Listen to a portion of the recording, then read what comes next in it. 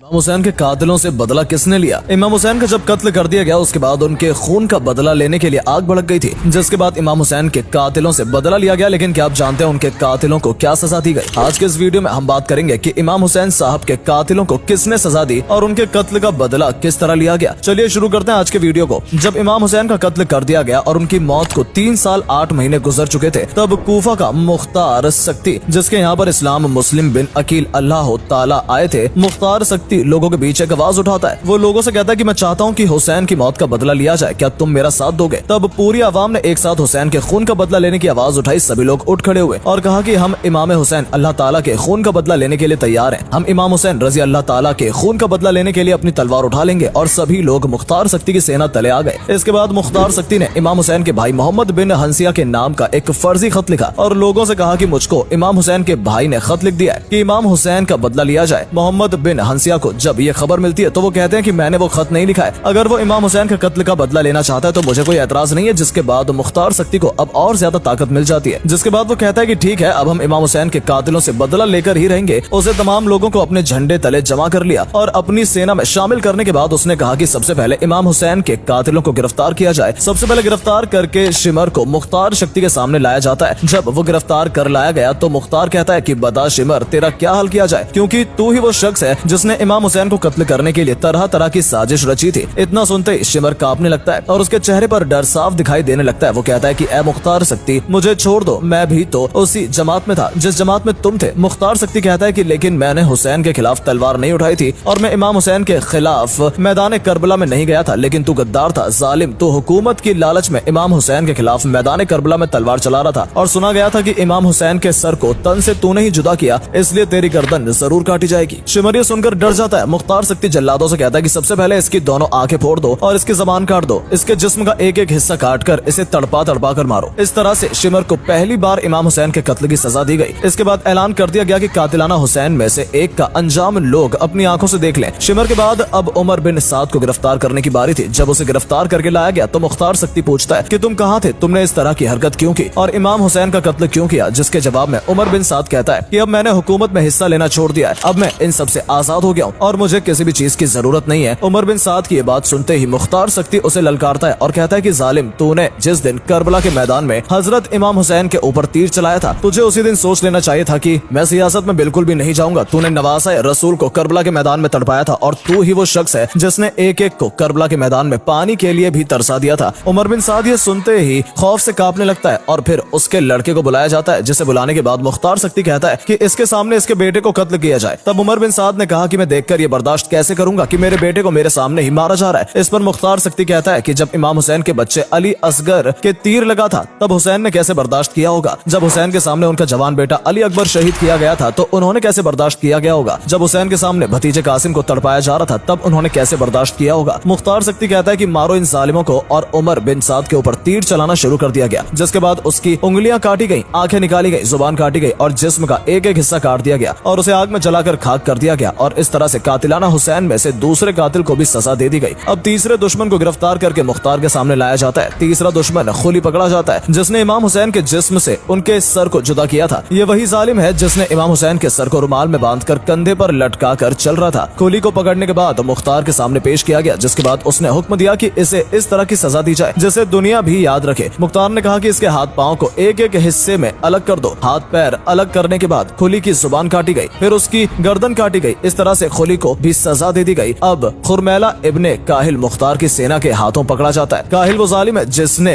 इमाम साहब के हलक में तीर मारा था। मुख्तार ने कहा कि इसके दोनों हाथों को बांध दो, इसके पैरों को भी बांध दो और इसके मुंह को ऊपर उठाओ और इसकी गर्दन में इतने तीर मारो कि तीरों से इसकी गर्दन छल्ली हो जाए और तीरों के जरिए इसकी गर्दन तन से जुदा हो जाए। इस तरह से खुरमैला इब्ने काहिल को तड़पा तड़पा कर मारा गया। इसके बाद इब्ने जियाद को पकड़ कर लाया जाता है। जब इसे पकड़ने के लिए मुख्तार की फौज जाती है तो इब्ने जियाद वहाँ से बचकर भाग जाता है, लेकिन वो ज्यादा दिन तक छुप नहीं पाता और इसे मुख्तार के सामने गिरफ्तार करके पेश किया जाता है। मुख्तार ने इब्ने जियाद से कहा कि इस दिन को याद करो जब तुमने अपनी सेना को इमाम हुसैन से लड़ने के लिए भेजा था। इब्ने जियाद मुख्तार से पूछता है कि तुम मेरे साथ क्या करोगे। इसके जवाब में मुख्तार कहता है कि मैं तुम्हें कत्ल करूंगा और इतनी बेरहमी से कत्ल करूंगा कि दुनिया याद रखेगी। इसके बाद इब्ने जियाद का कत्ल कर दिया गया। उसके जिस्म जियाद का सर उसी जगह पर रखा गया जहाँ हजरत इमाम साहब का मुबारक सर रखा गया था। इतनी देर में एक सांप आता है और उनके नथुने में घुस जाता है और मुंह मुंह से निकलता है और फिर मुंह से घुसकर नथुने से निकलता है और 3 मरतबा इसी तरह से करता है। उसके बाद वो सांप गायब हो जाता है। सांप के मुंह में घुसने और निकलने का मतलब है कि ये दिखाया जा रहा है कि इसके ऊपर कितना सख्त अजाब होगा, कि इसके ऊपर सांप छोड़ा जा रहा है। इस